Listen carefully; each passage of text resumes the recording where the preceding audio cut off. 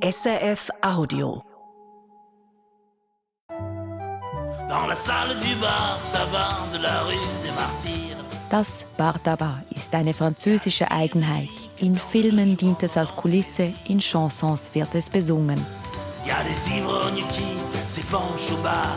Von weitem erkennbar durch die rote Leuchtraute über dem Eingang, der sogenannten Carotte. Das Bar Tabac ist Bar, Tabakladen und Treffpunkt in einem. Nicht wirklich gemütlich, manchmal gar ein bisschen schmuddelig.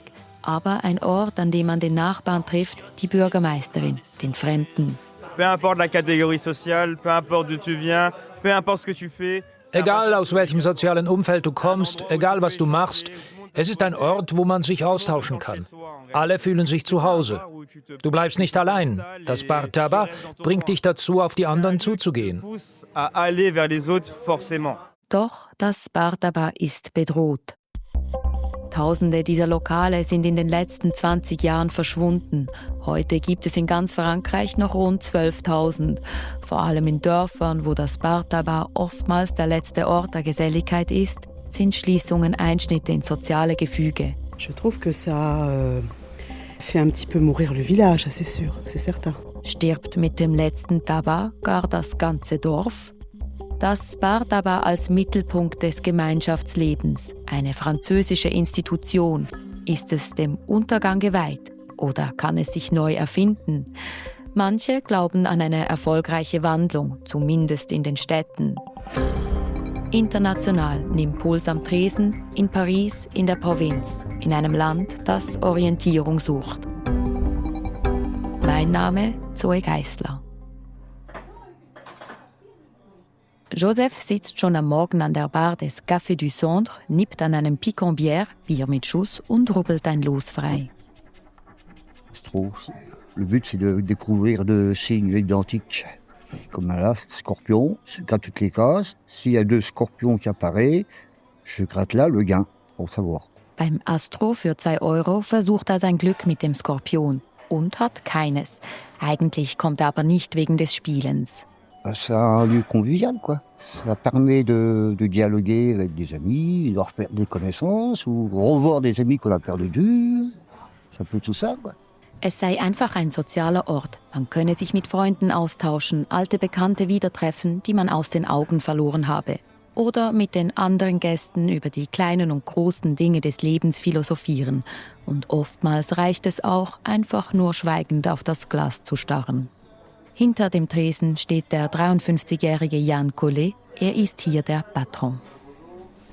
Er führt das Bar Tabac in Dieu-sur-Meuse im Nordosten Frankreichs seit 20 Jahren. Es ist der Kern des Dorfes mit rund 1500 Einwohnerinnen und Einwohnern. Sein Lokal ist ganz typisch aufgebaut. Vorne der kleine Kiosk mit den Zigaretten, dem Vape-Zubehör, den Rubbellosen und Kaugummis. Batterien und Stifte sind neben der Zeitungs- und Heftchenauslage ausgelegt. Von Playboy über Promi-Heftchen bis hin zu Comics oder Kreuzworträtselbüchlein, alles da. Hinten ist der lange Tresen aus dunklem Holz. Daneben hängen 2 Bildschirme. Auf dem einen werden Musikvideos gezeigt, dann die Lottozahlen. Sein Bar Tabac sei ein geselliger Ort, betont Jan. C'est un lieu de convivialité où on peut jouer, faire un baby-foot, faire une partie de fléchette.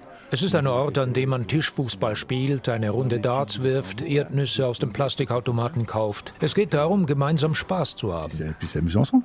Er öffnet jeden Tag, von morgens bis abends, sogar an Neujahr und an Weihnachten. Auch aus Pflichtgefühl. Tous les jours on est ouvert. Même le jour de l'an, même le jour de Noël. Pour dépanner tout le monde, parce que je conçois très bien qu'on a fumé nos cigarettes toute la nuit et qu'on cherche quelque chose d'ouvert. Wenn einem die Zigaretten in der Nacht ausgehen, müsse es einen Ort geben, wo man am anderen Morgen neue kaufen könne. Nur donnerstags schließt er schon um 14 Uhr. Schließlich müsse er sich um den Papierkram kümmern. Ein Bar Tabac zu führen, das sei ein großer Arbeitsaufwand. C'est une amplitude horaire en fait qui est assez conséquent. Là pour l'instant on a pris quoi 3 semaines de vacances il y a 2 ans. Das letzte Mal Ferien gönnte sich der Patron vor 2 Jahren, denn es sei schwierig, Personal zu finden. Auch der Schlaf kommt zu kurz. 5 Stunden pro Nacht, erzählt er. Faut avoir envie de travailler. Sein Bar Tabac erfüllt fast die Aufgaben eines Service Public. Neben Zigaretten verkauft Jan auch Briefmarken oder kleine Gasflaschen für Haushalte ohne Stadtgasanschluss. Und man kann bei ihm auch Geldüberweisungen machen, Strafzettel bezahlen oder Pakete abholen. Il y a tout ce qu'il faut ici, hein, franchement. Hier gäbe es alles, was man brauche, findet Nelly. Die Frau mit kurzen blondierten Haaren und nachgezogenen Augenbrauen trinkt einen Milchkaffee und hilft ihrem Enkel bei den Lottozahlen. C'est ma petite détente. J'ai les enfants à manger à midi. 11h, je suis là jusqu'à midi moins le quart. Après, je repars et je reviens le lendemain, 11h. Sie kommt täglich immer um 11 Uhr. Es sei ihre kleine Entspannung. Es gebe ja sonst nichts mehr. Ah ben, on a que ça, hein. On n'a rien d'autre, hein. Und Jan sei mittlerweile auch ein Freund. Tatsächlich kennt er von seinen Stammgästen nicht nur den Namen. Vu qu'on connaît tout le monde, on connaît quasiment leurs faits et gestes. Wir wissen, was sie tun, kennen auch ihre kleinen Wehwehchen. Wir sind ein bisschen die Vertrauten. Puis voilà, quoi. Eigentlich müsste ihn die Krankenkasse bezahlen, meint er schmunzelnd. On devrait être remboursé par la Sécu. Parce qu'on sert aussi le psy. Er sei ja schon fast der Psychiater. Und er ist auch Gastronom. Seine stattliche Figur unterstreicht es. Mittags und abends kocht Jan ein Menü, französische Küche. Im Service helfen ihm 2 Angestellte. Die Mittagsgäste, die auf den schwarzen Terrassenstühlen Platz genommen haben, sind froh darüber. Michael etwa, der mit seinem Mitarbeiter gekommen ist. Sur différents nombres X villages autour, c'est un petit peu le point central de rassemblement où on sait que... Jans Bar Tabac sei der zentrale Ort der Umgebung, an dem es noch ein bisschen Leben gebe, neben der Arbeit und dem Alltag. In Dieu-sur-Meuse gibt es sonst nur noch eine Boulangerie und einen Kebabladen. In der Umgebung ist noch weniger los. Die Windräder auf den sanften Hügeln wirken dagegen fast hyperaktiv. Die nächste größere Stadt ist Verdun, bekannt als Schauplatz einer Entscheidungsschlacht im Ersten Weltkrieg, ein Symbol des französischen Widerstands. Zurück ins Café du Centre und zum heutigen Menü. Schweinsbäckchen mit Pommes und eine Tarte tatin. 16,50 € bezahlt Michael dafür. Ein Vergnügen nicht für alle Tage. Finanziell ist es derzeit kompliziert, deshalb gönnen wir uns das nur ab und zu, um ein bisschen zu erzählen, was bei jedem Einzelnen so los ist. Es ist also ein Moment, in dem wir uns ein wenig Zeit für uns nehmen. Michael arbeitet in der Arbeitsintegration und hat viel zu tun. Die Meuse gehört zu den strukturschwächeren ländlichen Departements Frankreichs. Viel Landwirtschaft, etwas Industrie und ein vergleichsweise ausgeprägter öffentlicher Sektor. Das Departement ist dünn besiedelt und die Bevölkerung schrumpft seit Jahren.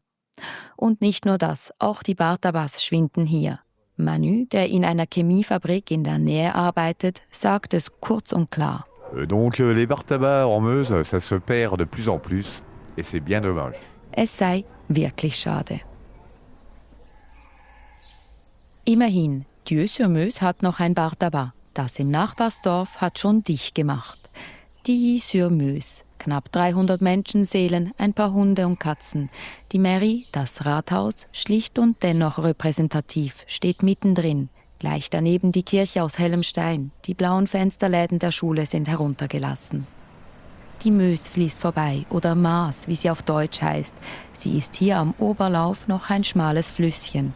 Vögel zwitschern, aus einem Vorgarten kräht ein Hahn. Ansonsten Stille. Keine Bar, kein Restaurant. Joël, ein kleiner, älterer Herr mit auffälliger grüner Brille, erinnert sich an bessere Zeiten. Ici, il y avait 2 épiceries, il y avait 3 cafés. 2 Lebensmittelgeschäfte, 3 Cafés, einen Garagisten und sogar einen Schneider gab es. On avait tout ça, puis on n'a plus rien du tout. Und heute plus rien. Das letzte Bar Tabac schloss 2013. Das lasse das Dorf ein bisschen sterben, sagt Silvana. Sie putzt ihren Vorgarten für den Sommer heraus. Je trouve que ça fait un petit peu mourir le village, c'est sûr, c'est certain. Einer, der die Schließung aus nächster Nähe erlebt hat, ist er. Alors Jean-Louis Guérard, ancien propriétaire du bar tabac restaurant Le Tiotin à Tilly-sur-Meuse. Jean-Louis Guérard, der Mann im mittleren Alter, trägt Turnschuhe und einen blauen fleckigen Pulli. Er ist heute der Bürgermeister sans Etikett, also ohne politisches Label. Früher war er der Patron des letzten Bar Tabacs. Parce que manque d'activité, comment le chiffre d'affaires baissait. Donc du coup, avant de bouffer la grenouille, comme on dit, j'ai préféré arrêter, quoi. Es sei schlicht nicht mehr rentabel gewesen. Das sei traurig, findet Guerra. Es fehle allen. Also wieder etwas Neues eröffnen. Le problème, c'est que les gens ne sont pas tout le temps. Das Problem ist, dass die Leute dem lokalen Geschäft nicht treu sind. Ein Baguette in einer traditionellen Bäckerei kostet viel mehr als im Supermarkt. Il y a une grosse différence d'écart de prix. Tilly-sur-Meuse habe sich nun einmal gewandelt, sagt der Bürgermeister. Ça restera un village qui a évolué par rapport au monde d'aujourd'hui. Man muss sich wohl damit abfinden, dass es in nicht-touristischen Orten immer weniger Geschäfte geben wird. Und nicht nur das. Sehen Sie, es geht auch um die Ärzte. Die ländlichen Gebiete liegen in Regionen, in denen es auch an Ärzten mangelt. Toutes les campagnes, de toute façon, sont dans des zones où il manque de docteurs. Tilly-sur-Meuse ist kein Einzelfall. In Frankreich spricht man von der Desertification rurale, der Verödung des ländlichen Raumes. Laut dem Präsidenten des französischen Einzelhändlerverbands gibt es heute in über 60% der Gemeinden gar kein Geschäft mehr. Frankreich zählt, um es in Relation zu setzen, fast 35.000 Gemeinden. Viele davon sind winzig. Nach der Schließung gründete Guerra einen Verein für kleine soziale Anlässe, etwa Tanzabende. Joël, der Dorfbewohner mit der grünen Brille, präsidiert ihn heute. Ein wirklicher Ersatz für die Dorfkneipe seien diese Anlässe aber nicht. Die Leute kommen her, um zu schlafen und zu essen. Es gibt kaum noch Beziehungen zwischen den Nachbarn. Das ist traurig. Gearbeitet wird meist außerhalb des Dorfes, in den Städten der Meuse oder in anderen Departements. Denn auch die Meuse hat unter der Deindustrialisierung gelitten. Ein Symbol dafür ist die Schließung der Papierfabrik Stenay Ende 2024, kurz vor ihrem 100-jährigen Geburtstag. Die Fabrik galt lange Zeit als ein wirtschaftlicher Pfeiler. Die ökonomischen Indikatoren zeigen nach unten. Lou kommt gerade vom Sport. Mit 15 Jahren hat er seinen eigenen Gradmesser für die Lage. C'est ennuyant, quoi, parce qu'il y a rien à faire. On traîne et tout, mais on se parle, qu'on fait que parler, parce qu'il y a rien à faire. Es sei langweilig, es gebe nichts zu tun. Man rede halt miteinander. Und wenn man was unternehmen wolle, müsse man eigentlich in ein anderes Dorf fahren, sagt er schulterzuckend. Er kennt das Dorf nicht anders. Klar ist, für alles braucht es ein Auto. Zur Apotheke, zur Ärztin, für die Wocheneinkäufe. Doch vieles ist teurer geworden und auch die Autofahrt belastet das Portemonnaie. Das sagt Jean-François. Der Rentner und ehemalige Landwirt sitzt vor seinem Käseladen, den er aus Freude betreibt. Und er verkauft den Käse auch auf den Märkten der Region. Maintenant avec la crise du pétrole, moi je fais les marchés. Mit der Ölkrise bricht der Umsatz komplett ein. Früher sind die Leute mit dem Auto gekommen, um über den Markt zu schlendern oder eine Kleinigkeit zu kaufen. Jetzt, wo der Diesel über 2 Euro pro Liter kostet, überlegen sich die Leute zweimal, ob sie das Auto nehmen. Auch in Frankreich sind die Energiepreise seit Beginn des Iran-Krieges stark gestiegen. Die Regierung Frankreichs hat jedoch nur zögerlich reagiert, um die Bevölkerung zu entlasten. Dem hochverschuldeten Land fehlt schlicht das Geld. Der Käser findet, dass vor allem die Menschen auf dem Land unter den Krisen leiden würden.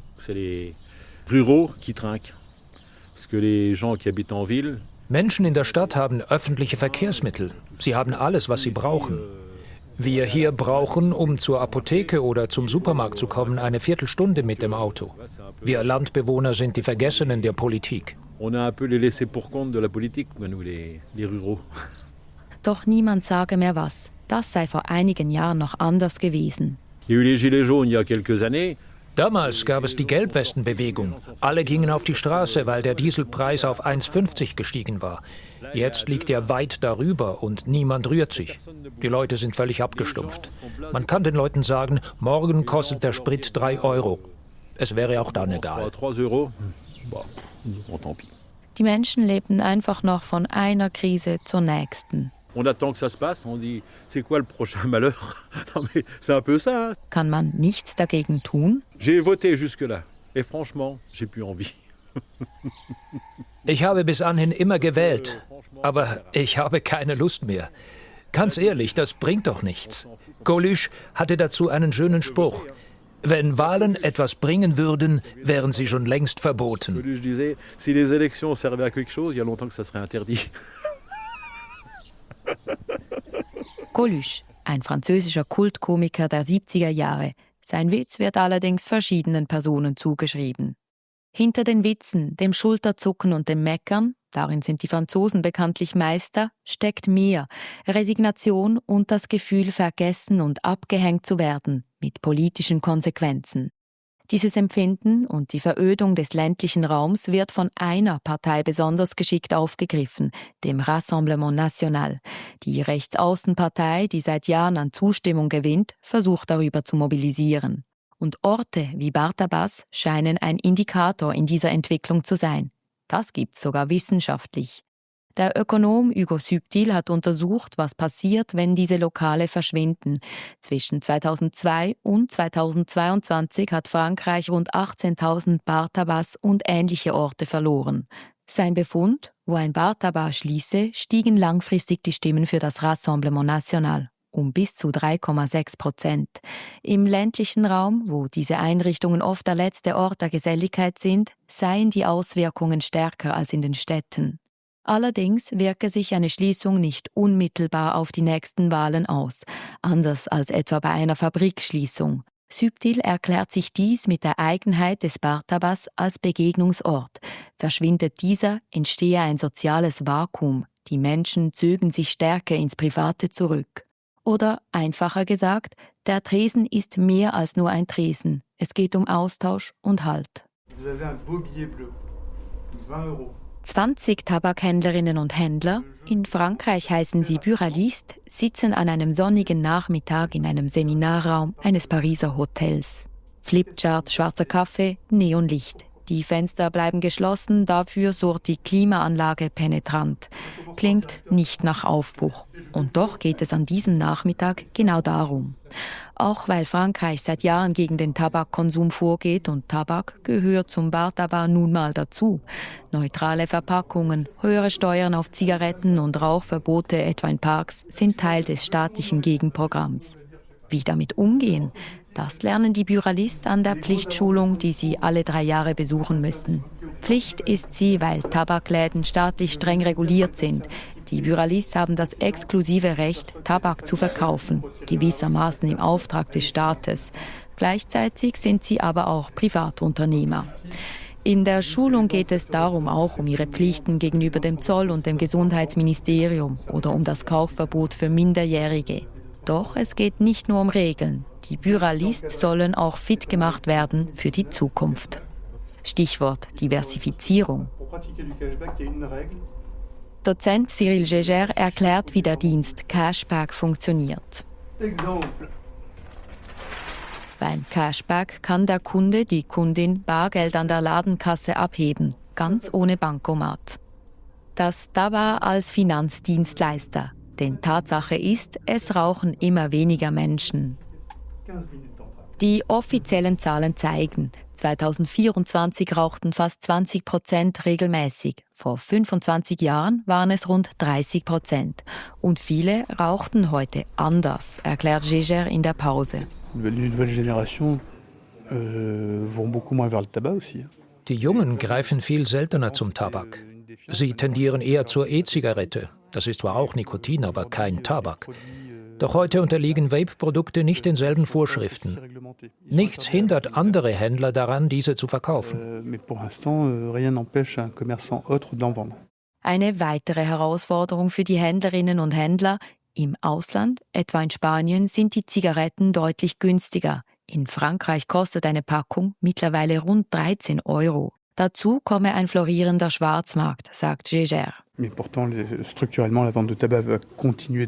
Der Tabakverkauf wird strukturell weiter zurückgehen, weil der Staat das so will und weil er den Schwarzmarkt überhaupt nicht mehr unter Kontrolle hat.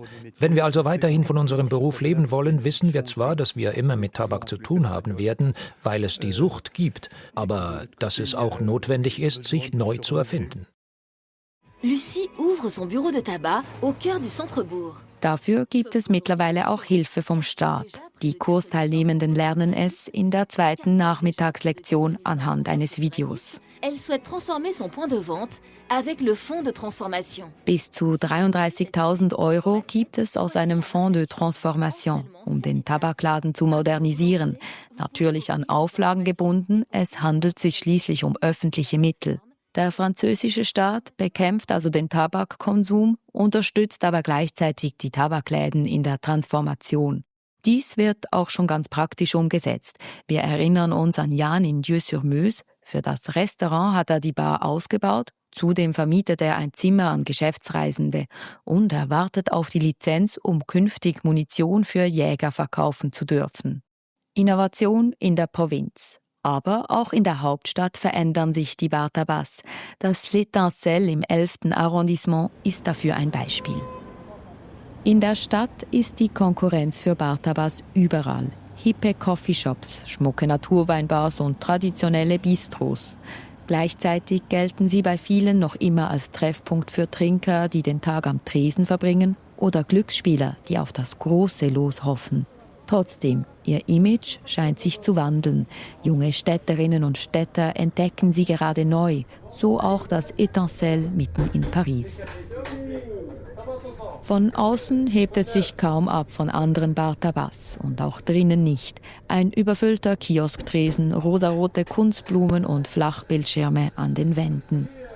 Jeanne Sillet betreibt das Étincelle seit 20 Jahren. Sie kümmert sich um das Tagesgeschäft. Wir haben weder die Tische noch die Stühle ausgetauscht, ebenso wenig die Theke aus Kupfer oder die Neonröhren. Repariert ja, aber nicht verändert. Selbst die farbigen Wandmalereien stammen noch aus früheren Zeiten. Und bei den Preisen hält die quirlige Patronne die Linie. Au prix comptoir d'un café, on a commencé avec 1,10 € et actuellement, 20 ans après, nous sommes à 1,20 €. On ne peut pas augmenter ça, c'est parisien. Ein Café Comptoir kostet hier 1,20 €. 10 Cent mehr als vor 20 Jahren. Faire Preise, die die Arbeiter am Morgen schätzen, die Mütter mit Kinderwägen und Anzugträger beim Mittagessen, aber auch die Künstlerinnen, Hipster und Jungmanager in Segelschuhen am Abend. Schön, der Bruder von Jeanne Sillet und der Chef am Abend, mag diese Durchmischung. Kosmopolitisch sei es. Les bars tabac, les bars PMU, c'est quand même une institution en France, c'est des choses qui ont toujours existé. Bar Tabac sind in Frankreich eine Institution. Es gab sie schon immer und sie hatten immer ein gewisses Image. Und dass all das für alle zugänglich wird und dass sich jeder wohlfühlen kann, ist doch eine gute Sache. C'est pas quelque chose qui est réservé à une certaine population et pas une autre. Vor 20 Jahren hätten die Jungen noch nicht herkommen wollen, sagt Jeanne. Der große Erfolg habe nach Covid und den Lockdowns angefangen. Wohl wegen der Terrasse, aber nicht nur. Je sais pas ce qui s'est passé exactement, mais on a commencé à s'y intéresser et à trouver ça beau, et à trouver le décor beau. Man habe angefangen, sich wieder für die Bar Tabas zu interessieren, die Einrichtung schön zu finden. Der Geschmack habe sich wohl verändert. Das denkt auch Joao, ein 31-jähriger Antiquitätenhändler und mittlerweile Stammgast. Et il y a un revenu à l'arrière avec les anciennes modes. Es gibt einen Trend zurück zum Alten, zum Lokalen, zum Authentischen. Aber es ist kein herbeigezwungen Authentisches. Es ist echt. Drinnen stinkt es ein bisschen nach Bier, es gibt viel Laufkundschaft, die Zigaretten holt. Aber genau diese authentische Seite suchen die Jungen. Donc il y a ce côté authentique que les jeunes, clairement, ils cherchent à nouveau, oui. Vielleicht also ein Bedürfnis nach Vergewisserung in einer Welt, die sich immer mehr entgrenzt und in einer Grande Nation, die an Größe und Strahlkraft eingebüßt hat? Doch es geht nicht nur um den Retro-Charme. Abends gibt es für den Hunger neben Pommes frites und Charcuterie auch vietnamesische Gerichte. Und nebst Picambière und Pastis serviert das Étincelle frische Cocktails. Josephine, 23-jährig, Komikerin und schon länger Stammgast, sieht einen größeren Trend. Je pense que c'était un peu un truc de beauf avant. C'est-à-dire, c'était ce truc c'était un PMU où juste les mecs venaient voir un match de foot. Früher gingen die Männer hin, um Fußball zu schauen, Zigaretten zu kaufen und sich bis zum Ende des Abends zu betrinken. Säufer eben. Heute ist es Fashion. C'est devenu un peu fashion. Denn Parce que c'est un endroit où on se prend pas la tête. man könne kommen, wie man sei, wie bei McDonald's eben. Und man könne mit allen reden, sagt sie, und macht es gleich vor. Ihr Kollege Jules, der in der Provinz aufgewachsen ist, sieht dagegen weder Hype noch Renaissance. C'est vrai que j'ai vu des articles qui vont dans ce sens, comme quoi le bar tabac est devenu plus hype. Es gibt Artikel, die das sagen, aber das stimmt nicht. C'est comme ça, c'est juste que bon, il y a des périodes où on met en avant plus un truc, mais ça a toujours été comme ça. Es gebe einfach Zeiten, wo mehr darüber geredet werde. Er habe das Bar tabac schon immer gemocht. C'est encore un des rares lieux où toutes les populations se mélangent. C'est un lieu où il n'y a pas de distinction sociale, où tout le monde vient, il y a un brassage social qui est incroyable. Es sei einer der wenigen Orte, wo sich die ganze Gesellschaft noch mische, sagt er und bestellt sich einen Pastis an der Bar. Der 45-jährige Boris nippt an seinem Saft und relativiert. Moi, j'ai un âge où j'ai connu les bars. Früher war es in den Bars in Frankreich und Paris ganz anders. Alle sozialen Schichten trafen sich an der Theke. Toutes les classes sociales se mélangeaient. Aujourd'hui, c'est plus le cas. Die Durchmischung, von der Jules gesprochen hat, gäbe es heute weniger, findet er. Die Bar-Tabacs seien schicker und cooler geworden. Il y a une mode où les PMU sont devenus un peu fancy, cool. C'est plus comme avant. Früher sei es anders gewesen. Stylist May, der am späten Abend noch an der Bar sitzt und einen Cocktail trinkt, wird wehmütig. On est dans les souvenirs de ce que c'était avant. Donc c'était beaucoup plus social et beaucoup plus iconique que maintenant, on va dire. Sie lebten doch alle in der Erinnerung, wie es einmal war, geselliger und kultiger. Und doch, nicht jedes Bar-Tabac in Paris zieht ein junges Publikum an. Wer durch die Stadt läuft, findet auch die anderen mit dunklen Räumen, Spielautomaten, klebrigen Tischen und abgestandenem Zigarettenrauch von früher. Ohne dieses gewisse Etwas. Das Etancelle ist kein Einzelfall, aber auch keine Regel. Und vielleicht ist das der Punkt. Das Bar Tabac war nie für alle dasselbe und wird es nie sein. Es ist für die einen der letzte Ort der Geselligkeit, für viele der Ort, wo die Zigaretten- oder Spielsucht gestillt wird, für manche der Ort der Sehnsucht nach einer romantisierten Vergangenheit. Aber für alle ist es erkennbar an der roten Garotte.